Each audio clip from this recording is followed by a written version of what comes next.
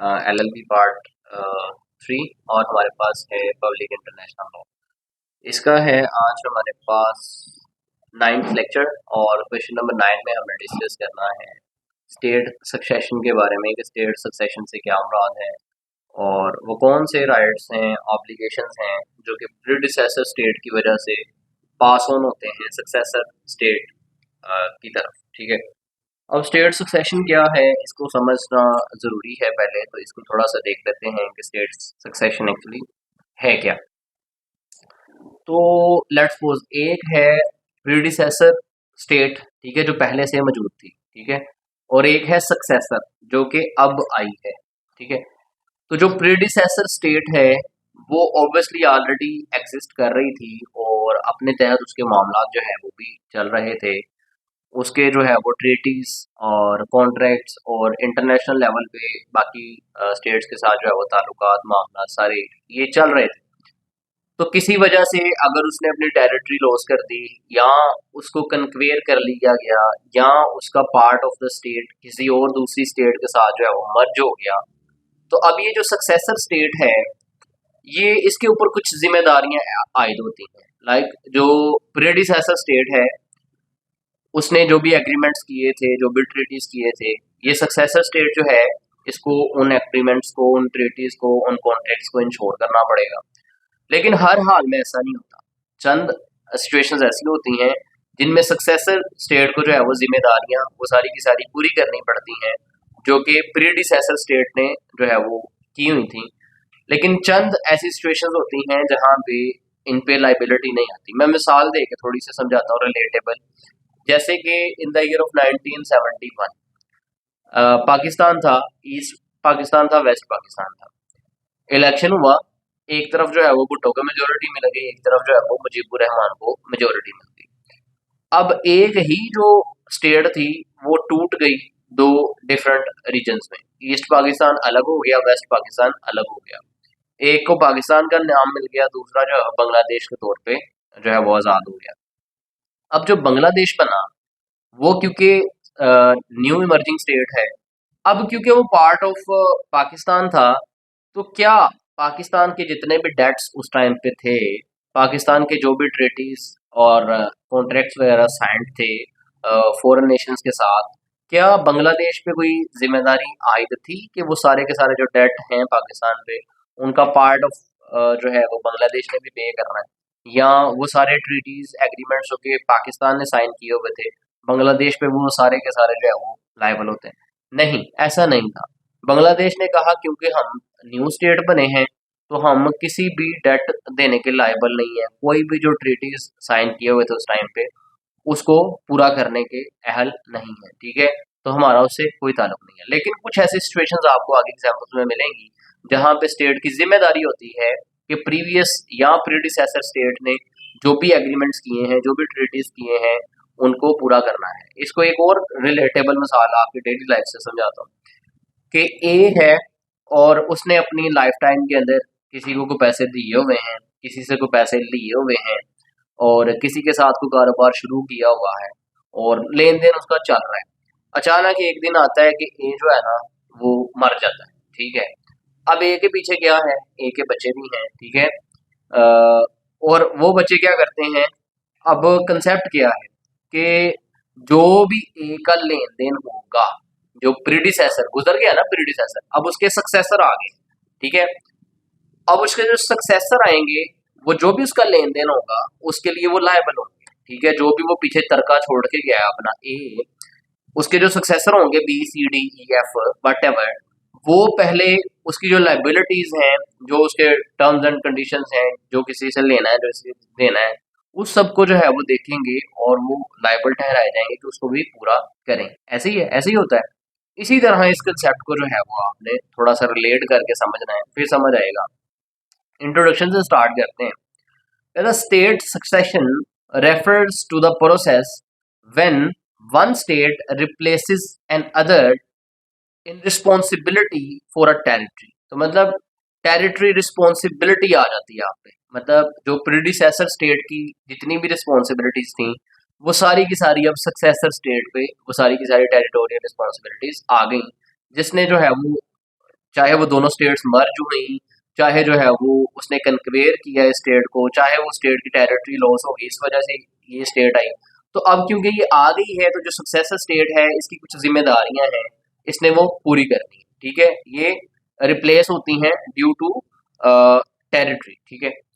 फिर this can happen, ये क्यों, किस तरह से ये जो है वो वकूफ पजीर हो सकता है ये सारा अमल, कहता है due to events like independence, यहाँ तो आपने आज़ादी हासिल कर ली है, ठीक है। 1947, 1947 हमने जो है वो अंग्रेजों से आज़ादी हासिल कर ली, अब हम इंडिपेंडेंट नेशन बन गए। अब वहां पे सवाल पैदा होना था कि क्या हम पे कोई लाइबिलिटी कोई मौजूद है कि जहां हम बरसगीर में रह रहे थे, वहाँ की कोई प्रीडिसेसर जो स्टेट है उसकी कोई जिम्मेदारियां हम पे हैं या नहीं है। इसी तरह बांग्लादेश की मैंने मिसाल दी। तो यहाँ तो इंडिपेंडेंस की वजह से ऐसा आ सकता है कि आप पे रिस्पॉन्सिबिलिटी आ सकती है, या जो है मर्जिंग ऑफ स्टेट्स, ये दो स्टेट्स हैं आपस में मर्ज कर गई हैं, तो ये रिस्पॉन्सिबिलिटी आप पे आ सकती है। और टेरिटोरियल ट्रांसफर, या टेरिटरी ट्रांसफर हुई है, मतलब पाकिस्तान का कुछ हिस्सा लेट्स सपोज किसी और स्टेट के साथ मिल जाता है, तो अब उस स्टेट पे क्या रिस्पॉन्सिबिलिटी है कि वो उस हिस्से के जो डेट्स हैं एटसेट्रा उन सब के लिए लाइबल होगी या नहीं होगी, ये सारा स्टेट सक्सेशन में आता है। कहता है when a new state takes over, जब कोई नई रियासत बन जाती है, it may inherit treaties debts and legal obligations from the previous state. जैसे मैंने पहले बताया कि जो भी प्रीवियस स्टेट थी उसने जो भी ट्रीटीज किए हुए थे, ये जो नई आने वाली स्टेट है इसको वो ट्रीटीज जो है वो पूरे करने हैं। जो भी उस पर लीगल ऑब्लिगेशंस थी, अब ये जो नई स्टेट बनी है इसने उन लीगल ऑब्लिगेशंस को पूरा करना है। जो भी उस स्टेट के ऊपर डेट्स थे, कर्जा जात थे, वो अब इस न्यू इमर्जिंग स्टेट में जो है कर्जा जात अदा करने हैं। क्वेश्चन रेज होता है कि ऐसा क्यों है, इनका क्या कसूर है। कसूर ये है कि इन्होंने या तो उस हिस्से को कन्क्वेयर किया है, या उस हिस्से को अपने साथ मर्ज किया है, ठीक है, विलिंगफुली, ठीक है। तो अब सारी लाइबिलिटी भी इन पे ही है, ताकि इंटरनेशनल लेवल पे जो मामलात हैं वो स्मूथली चल सके। लेट्स सपोज आपका जो प्रीडिसेसर आपके गुजरे हैं, उन्होंने अगर किसी के साथ कोई लेन देन था उनका, अगर आप आके उनका लेन देन क्लियर नहीं करेंगे तो आपकी जो है वो उनके साथ लड़ाई झगड़ा शुरू हो सकता है। इसी तरह इंटरनेशनल स्फेयर में है कि अगर कोई प्रीवियस स्टेट है उसकी कोई लायबिलिटीज हैं, तो सक्सेसर स्टेट अगर आगे वो लायबिलिटीज पूरी नहीं करती तो ऑब्वियसली इंटरनेशनल स्फेयर में उस स्टेट का कोई मुकाम नहीं रहेगा, कन्फ्लिक्ट आ रहेगा। तो इस चीज से बचने के लिए जो है ये स्टेट सक्सेशन का जो कंसेप्ट है इसको इंट्रोड्यूस करवाया। कहता however the rules of the state succession are complex and depend on international agreements and negotiations. Meaning of state succession, के स्टेट सक्सेशन का दरअसल मतलब क्या है अकॉर्डिंग टू ओपनहाइम। कहता state succession as a situation, ये एक सिचुएशन है where one state replaces another, जहां पे एक स्टेट जो है वो दूसरी स्टेट को रिप्लेस करती है इन द रिस्पॉन्सिबिलिटी, और उसकी सारी की सारी रिस्पॉन्सिबिलिटी जो है वो टेक ओवर करती है for the international relations of a territory, किसी भी टेरिटरी के इंटरनेशनल रिलेशंस जो है वो स्मूथ लाइन रखने के लिए, उनको जो है वो मेंटेन रखने के लिए। एक और मीनिंग है वो आपने देख लेना है, हम आगे डेफिनेशन पढ़ते हैं। According to J G Stark, कहता state succession is the replacement of one state by another. ये एक ऐसी सिचुएशन है जिसमें आप एक स्टेट को रिप्लेस कर रहे हैं किसी दूसरी स्टेट के साथ इन द रिस्पॉन्सिबिलिटी, रिस्पॉन्सिबिलिटी के हवाले से for the international relations of a territory, किसी भी टेरिटरी के इंटरनेशनल रिलेशंस के साथ। और वो रिस्पॉन्सिबिलिटीज में क्या क्या आता है मैंने पहले बताया कि उसमें प्रीवियस स्टेट के डेट्स हो सकते हैं जो कि ये सक्सेसर स्टेट आके जो है वो अदा करेगी, उसकी कोई लीगल ऑब्लिगेशंस हो सकती हैं जिनको आके ये सक्सेसर स्टेट जो है वो पूरा करेगी, उनके जो है वो इसी तरह के और एग्रीमेंट्स ट्रीटीज हो सकते हैं जिनको आके ये सक्सेसर स्टेट जो है वो इम्प्लीमेंट करवाएगी, मेक श्योर करवाएगी। कंसेप्ट ऑफ स्टेट सक्सेशन, कहते state succession is when one state replaces another. वही बात है जो इंट्रोडक्शन में भी करके आए हैं कि ये एक ऐसी सिचुएशन है जिसमें एक स्टेट रिप्लेस कर रही है किसी दूसरी स्टेट को रिस्पॉन्सिबिलिटीज के हवाले से, टेरिटोरियल हवाले से, कि उस प्रीवियस स्टेट की जो भी रिस्पॉन्सिबिलिटीज थी, जो भी इंटरनेशनल स्फेयर के अंदर उसने ट्रीटीज किए हुए थे, उनको ये आके जो है मेक श्योर करवाएंगे, जो भी उनके डेट से ये आके जो है वो अदा करेंगे, जो भी उनकी अदर लीगल ऑब्लिगेशंस थी उनको ये आके सक्सेसर स्टेट जो है वो फुलफिल करवाएगी। अदरवाइज क्या होगा, कन्फ्लिक्ट आ जाएगा इंटरनेशनल लॉ में बाकी स्टेट्स के साथ। ओरिजिन ऑफ स्टेट सक्सेशन, ये स्टेट सक्सेशन का जो कंसेप्ट है इसका ओरिजिन आप कहाँ से ट्रेस बैक करते हैं।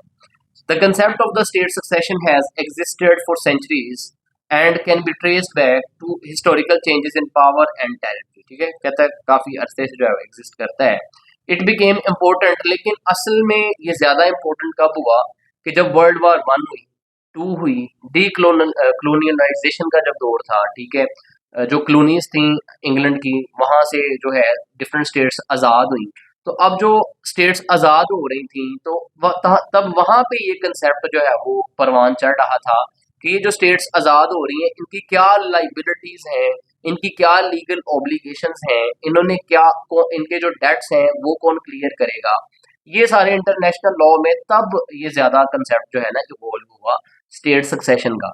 जब कॉलोनियल दौर जो था ब्रिटिश का वो खत्म हो रहा था, स्टेट जो है वो इंडिपेंडेंट हो रही थी. पाकिस्तान जो है वो उसी दौर में 1947 में जो आज़ाद हुआ. वर्ल्ड वॉर 1, 2 उसके बाद बहुत ज्यादा चेंजेस आई. तो उस दौर में सारे में स्टेट सक्सेशन का जो प्रिंसिपल था इसको ज्यादातर recognition milli.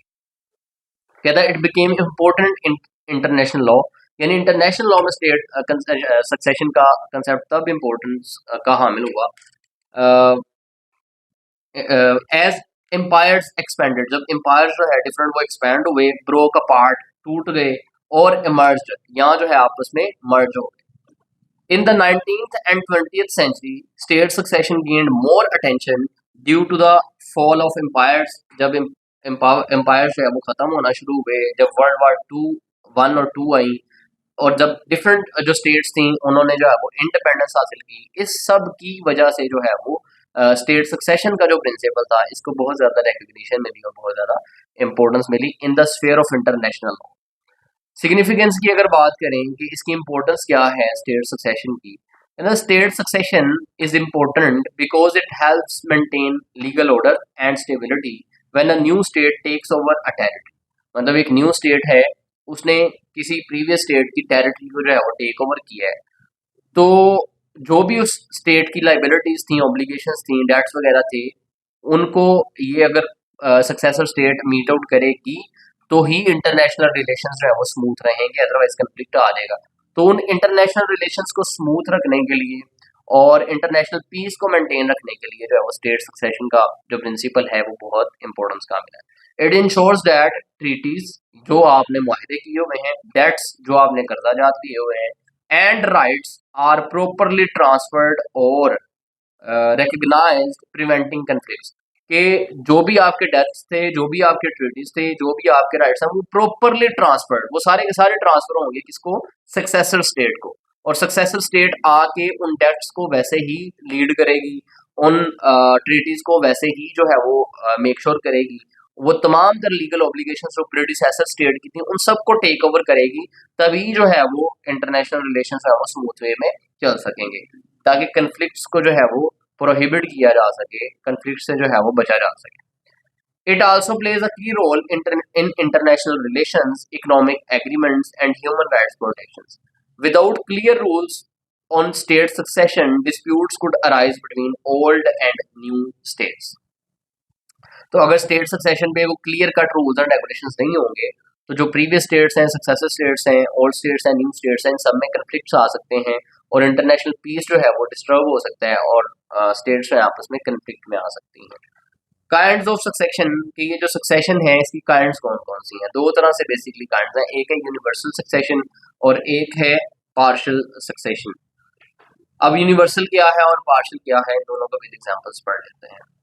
The state succession can be divided into two main types: universal succession and partial succession. Universal succession क्या है? कहता है this happens when one state completely replaces another. यानी एक ऐसा अमल जिसमें एक स्टेट कंप्लीटली तौर पर जो है किसी दूसरी को रिप्लेस कर देती है.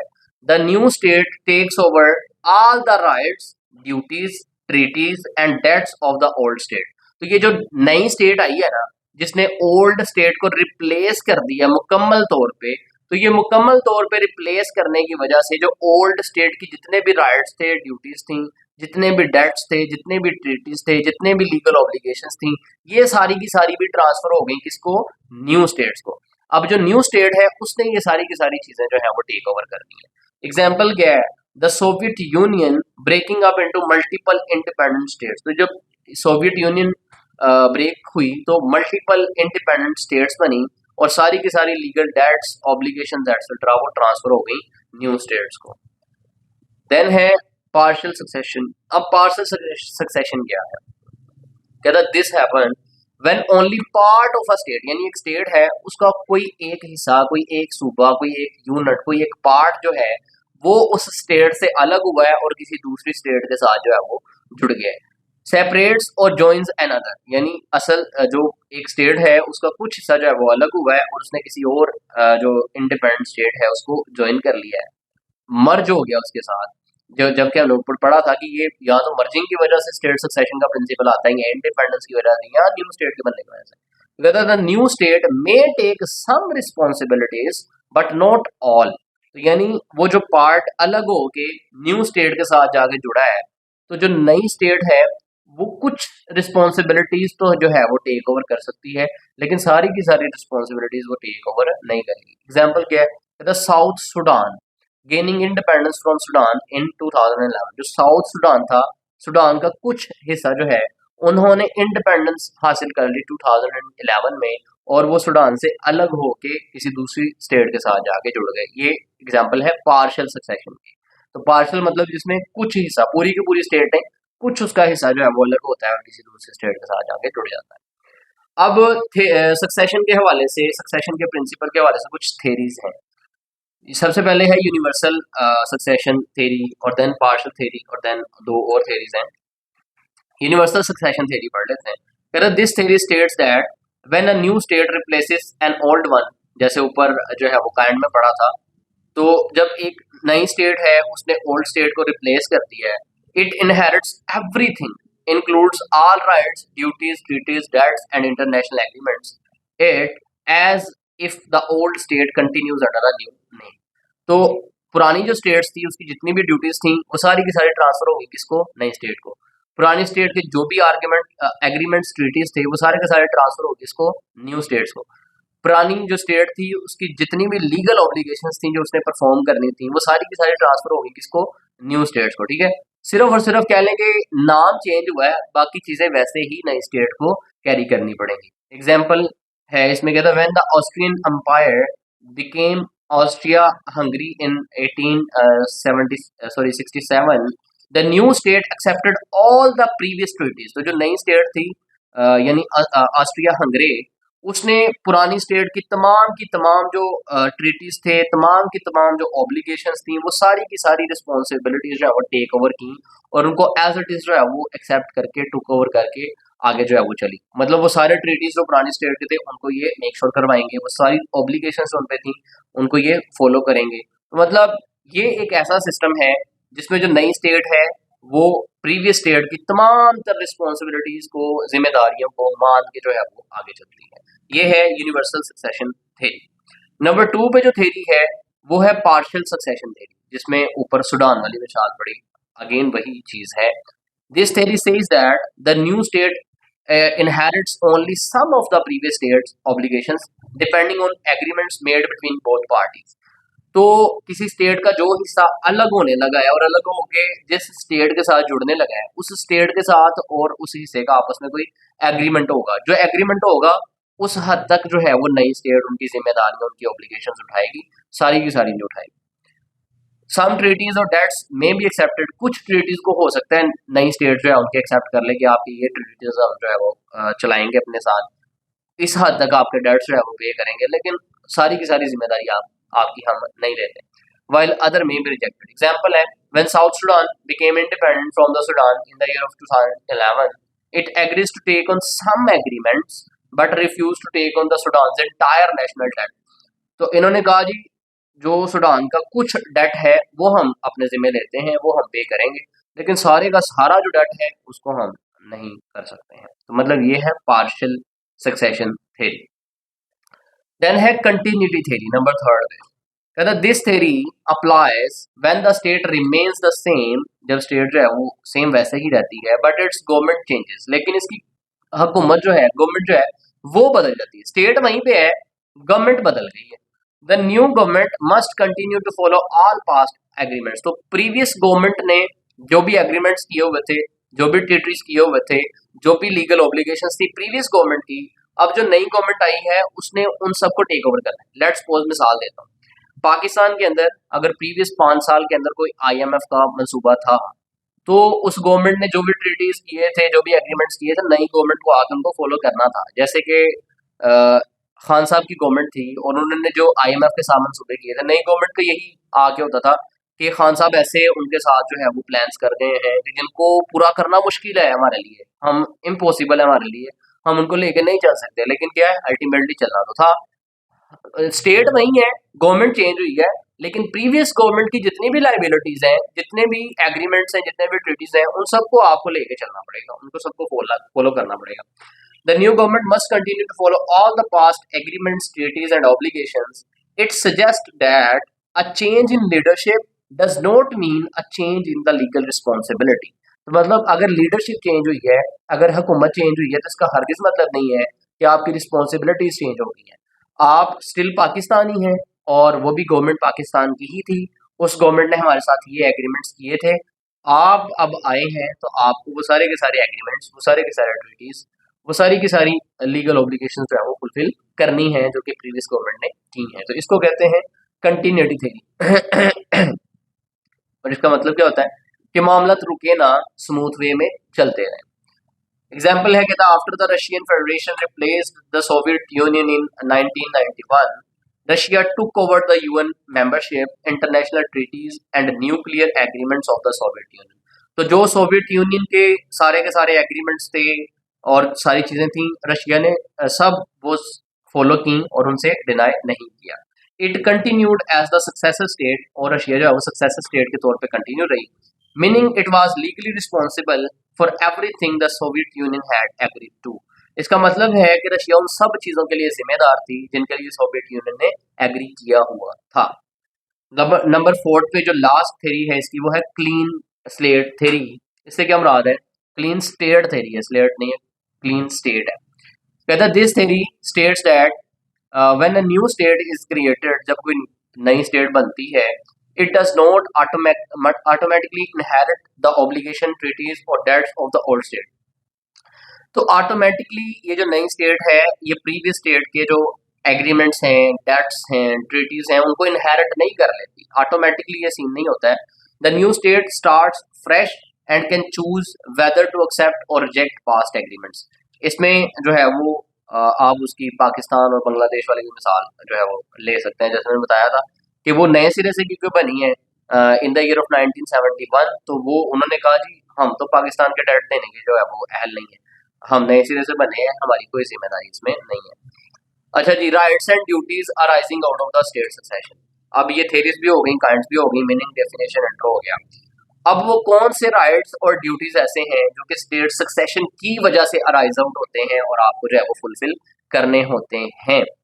सबसे पहले है पॉलिटिकल राइट्स एंड ड्यूटीज।